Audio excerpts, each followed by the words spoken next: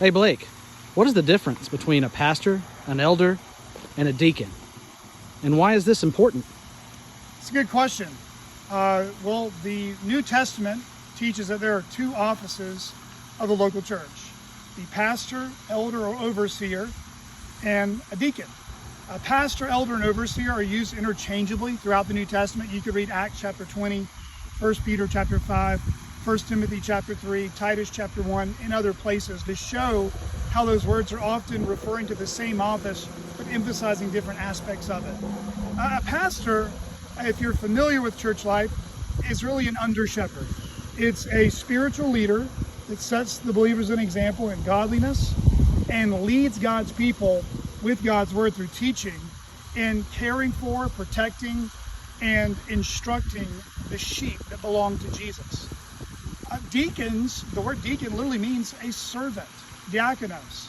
And that's what deacons do. Deacons serve.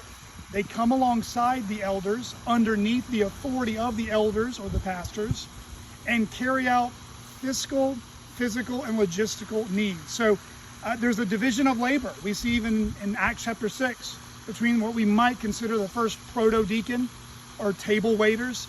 They're coming alongside the apostles to assist with the daily distribution of food for the widows that were being neglected.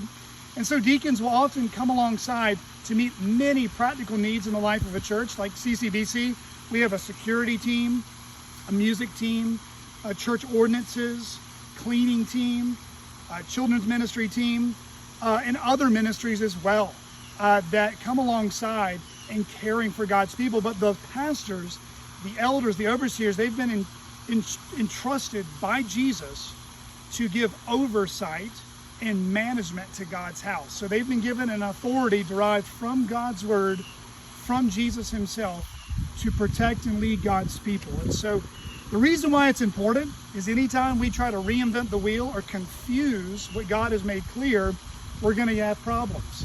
Anytime we're using a tool for the wrong purpose, a lawnmower to wash your car, it's going to turn into a disaster. And so a person who is qualified to be an elder, according to 1 Timothy 3, they are godly, they have a godly reputation within the church and in the outside community. But really the distinguishing mark of an elder from a deacon is that they're able to teach. They're a mature Christian who is able to teach. A deacon can teach, but they're not required with regards to the qualifications of a deacon. So you can look at those further for yourself in 1 Timothy 3, verses 1 to 13.